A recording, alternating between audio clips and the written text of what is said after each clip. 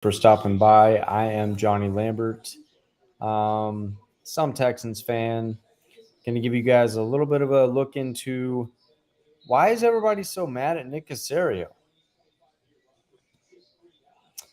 Nick Caserio, the general manager of the Houston Texans, has taken a lot of criticism since he's been, I guess, under the helm since the whole Deshaun Watson thing came up. And look, he walked into a bad situation. However, I'm going to make a very, very strong case for why he's gone through the last three drafts now that he's had, and he has built a team. And a lot of the team that the Texans and everybody in the media is starting to get hyped about, Nick Caserio did a lot of that. So we're going to run down the last three drafts that Nick Caserio has had. So the 2021 draft, with the third overall pick, or the third pick, or I'm sorry, with the third round pick, the Houston Texans selected Davis Mills. Davis Mills was the starting quarterback for about a season and a half of the Texans. Didn't work out great, but he got a lot of good NFL reps. He learned a lot, took some lumps, and it's a great addition behind a rookie quarterback. So out of that third round pick, you got a great backup quarterback. They have him. They have Case Keenum. So you got CJ Stroud, who's lighting the world on fire right now. And then you got Davis Mills, who's been a starting quarterback for this team. He's taken his lumps, and he's also got another veteran behind him, Case Keenum, and then a rookie ahead of him, CJ Stroud, and he's managing it very well. And I have all the faith in the world that if push comes to shove and Bobby Sloak needs to just change the offense, I think Davis Mills I think he could be the guy that you can just say, okay, let him step in. He'll figure it out. So not a terrible pick. And I know a lot of the Mills, there was some Mills Mafia, there were some Davis Mills haters. I was kind of in between. He's just not a franchise quarterback is the problem. So is he a great backup? Yes. Put him on a headset, have him back us up. Next pick in the third round was Nico Collins. Nico Collins, I thought, coming out of that 2021 draft, I was so excited because they needed. I saw glimpses of Andre Johnson. I did. I saw big-bodied receiver, giant catch radius, can get into the open field, can take the top off of a defense, can make those tough catches. I saw all of it immediately coming out of Michigan, and it just hasn't been that until CJ Stroud comes into the equation, and now all of a sudden you have a quarterback that can throw you the ball. And Nico Collins is lighting the world on fire. I think he's like the number 4 wide receiver right now in the NFL. So Nico Collins, damn good pick. Next pick, Brevin Jordan, 5th round. Brevin Jordan was, for most of us, a complete bust and somebody that we didn't even expect to make the roster this year. However, he has kind of emerged back onto the scene and caught a touchdown pass in the previous week and a few different catches here and there where it seems like CJ and Brevin might be, hooking up on some stuff and they might have some chemistry built. It's all about the quarterback, man. Once you get that quarterback, like all this stuff starts making sense. It's the same thing with Nico. Once you get a quarterback, everything just starts clicking. You're like, yes, this is what we envisioned. This is what we saw when we drafted these guys. And again, this is Nick Caserio, man. I'm giving him a lot of credit here. Brevin Jordan, going to be a great tight end. I know we have Dalton Schultz. I know we have TQ, but Brevin Jordan, great tight end draft pick there. The next 5th round pick was Garrett Wallow. Garrett Wallow is no longer on the team. and the 6th-round pick was Roy Lopez. That was all the Texans had in the 2021 draft. So you got Davis Mills, hell of a backup quarterback. Nico Collins, your number one wide receiver right now. Brevin Jordan, your number 2 tight end, you could say, or even maybe number 1. And then Garrett Wallow and Roy Lopez, 5th and 6th round picks, they're gone. But Texans didn't have much draft capital in that draft. So we move on to the 2022 draft. So you got Derek Stingley. Stingley had a pretty promising first start to the season in 2022, and then injuries led him astray. And now here we are in 2023, and he's doing the same thing. He's got some hamstring issues. I don't really know how. I don't know how to diagnose that. I don't know how to say this guy's he's just injured too much, I guess, is all I can amount to it. It sucks. You wasted a 3rd overall pick on the guy. You wanted him to be better. You wanted, there was all this Sauce comparison. Sauce went right after him. Sauce wins Defensive Rookie of the Year. Looks great. Sauce is a completely different player than Derek is. Stingley just has more of a physical presence. Sauce is more of a lanky guy where he gets into coverage schemes and stuff like that, and he can protect a little. I don't know. It just seems like Derek Stingley just has everything working against him right now. It sucks that he's hurt, but that's the fact of the matter. Derek Stingley's hurt too much. That's where we're at. 3rd overall pick in the 2022 draft. Stingley, you're hurt too much, man, and we don't have enough to go off of. Kenyon Green, same thing. When he was in the game in the 2022 season, he wasn't great, and didn't make an appearance in the 2023 season. So I hope you get your stuff figured out over the season. Kenyon Green's out for the year. Busts on the 1st round, as far as I'm concerned, in the 2022 draft. However, this is where Nick Caserio gets smart with it.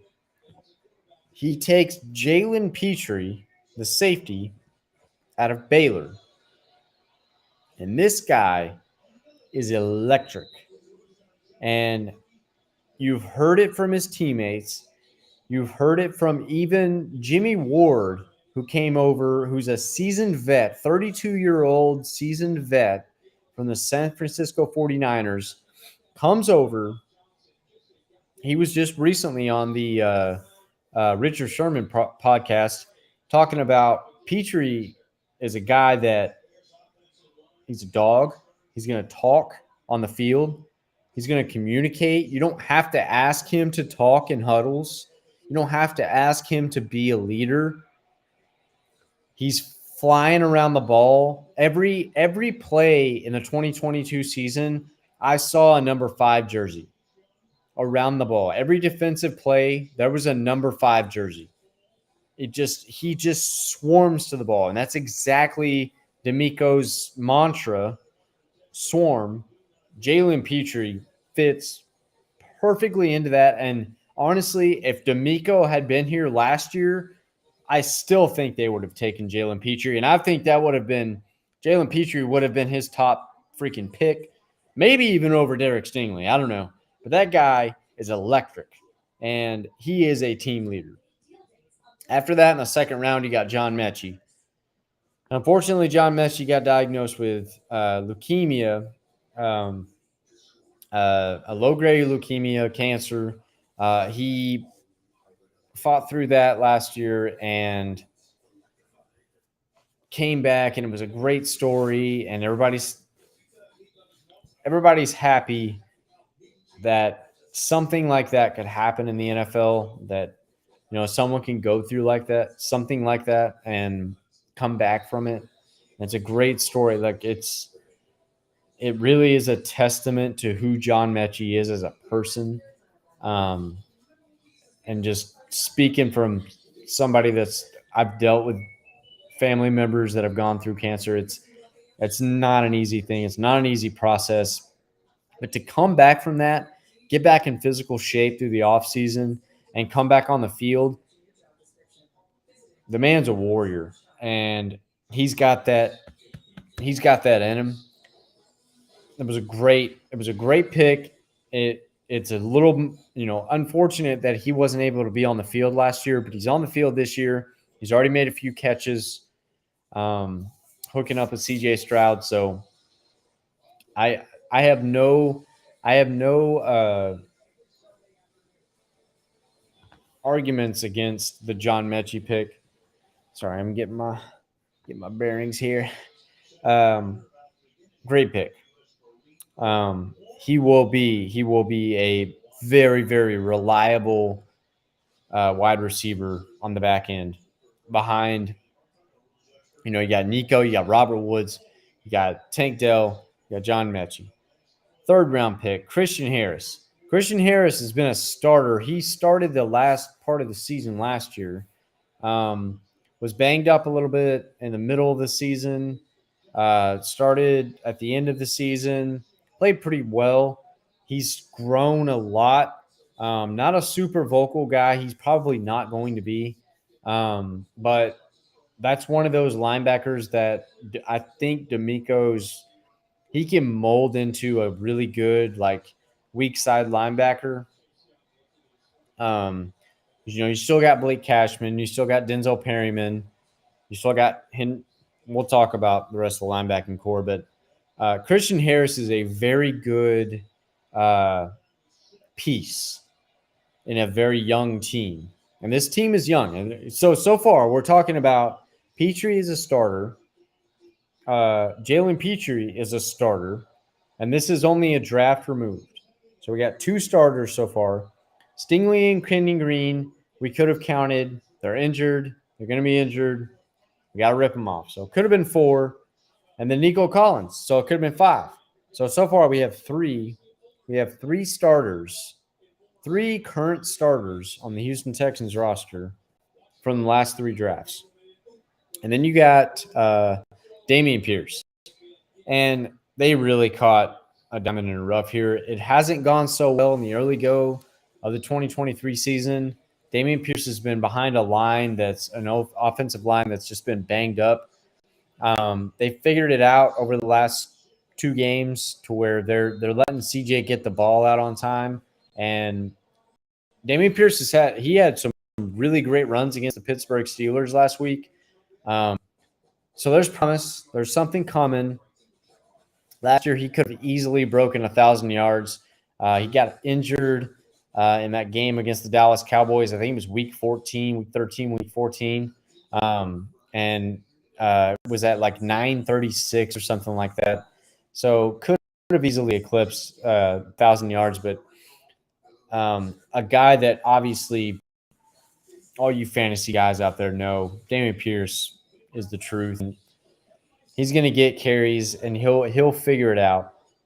Angry runner of the year, a la Kyle Brandt last year.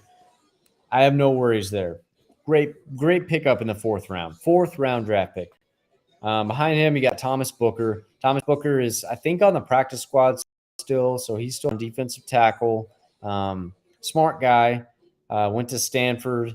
Knows a lot about football. They did an interview with him after the draft in 2022, and just seems like a really football savvy guy. Also seems like just a really intelligent guy. Big body dude. He just hadn't really gotten his chops in the NFL just yet, but still on the practice squad. Tegan Quitoriano, tight end in the 5th round again. Still on the team. Great blocker. And he's made a couple catches so far this season. So you got Dalton Schultz, Brevin Jordan, and Tegan Quitoriano. Those 3. The tight end group looks solid. 2 of those tight ends were taken by Nick Caserio. Clip that. And then you got, in the 6th round, Austin Deculus. The last game, Austin Deculus was asked to step in at left tackle and basically do the job of a multi-million-dollar a year player's job was, and he's probably getting paid peanuts. He was asked to protect the franchise, basically, which is CJ Stroud, and that O-line gave up 0 sacks. Now, look, I've watched a bunch of highlights. I'm not gonna say I'm a tape guy. I'm not gonna say I know how to dissect tape and I know how to analyze different plays and stuff like that. I don't. I'm not an NFL X. I'm not a aficionado when it comes to tape watching.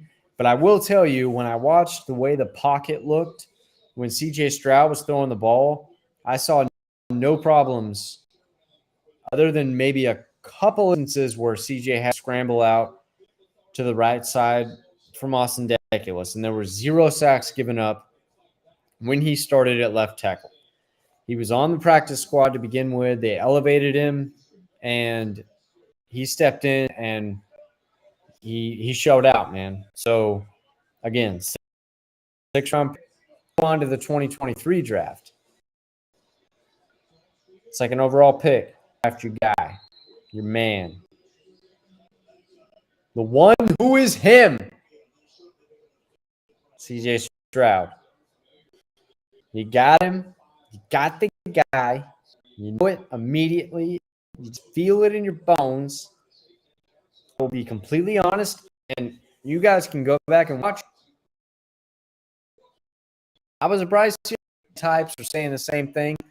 I was a Bryce Young guy, but I will say I have one video that I put out where I was starting to fall in love with CJ Stroud. I'd kind of take off for a little bit, and I haven't put any videos up in a while, but there was a lot of tape I started to watch. I'll say highlights. I'm not gonna say tape.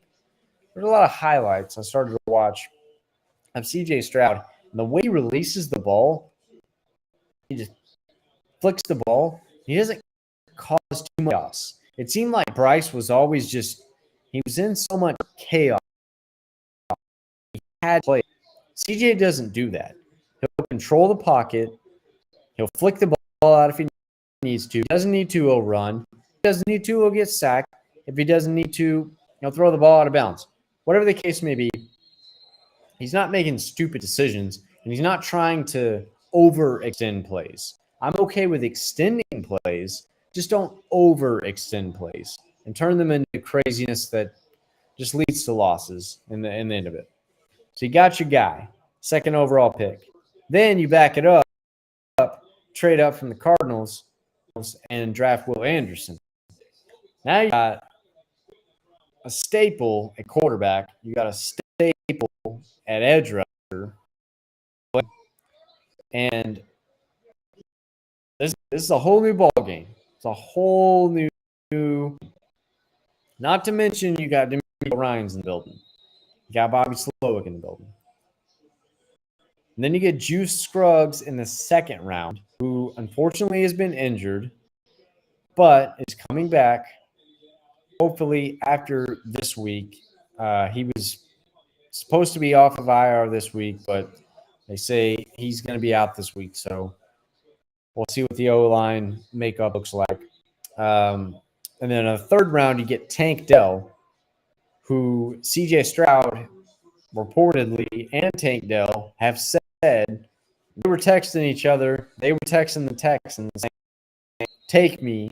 I want to come home. I want to go to Houston. I want to work with CJ. They made it happen.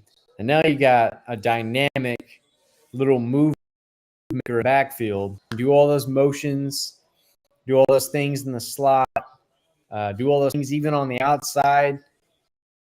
You can mound wherever you want. You got that little Tasmanian devil that can move around the offense. 4th round, Dylan Horton. Dylan, pretty significant time. Saw Malik Collins has an injury, and I think he hasn't practiced the last 2 days. So Dylan Horton might get even more playing time on that D line.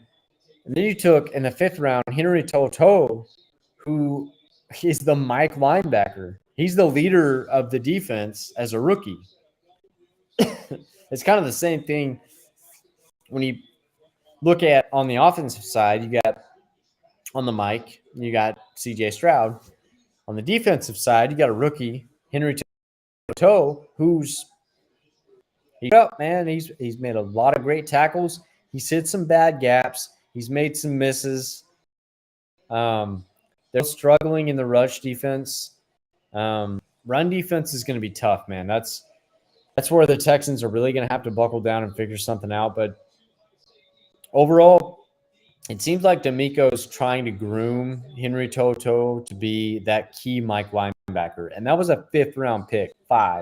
Fifth-round pick. After that, you got Jarrett Patterson. What has he done? Oh, he's just been the starting center all season long and crushed it. He hasn't allowed anything. Jarrett Patterson has been – that's why when it comes to all these offensive linemen coming back, I'm so worried, especially over these last two games where the Tech haven't allowed a sack. Are they going to mess this chemistry up? Because Jarrett Patterson is playing really well and playing really, really well at a position that he wasn't necessarily slotted for. It was supposed to be Juice Scruggs' position in the preseason. That changed when Juice Scruggs got hurt. So, sixth-round pick, all of a sudden looking like this is the guy, like we can trust him.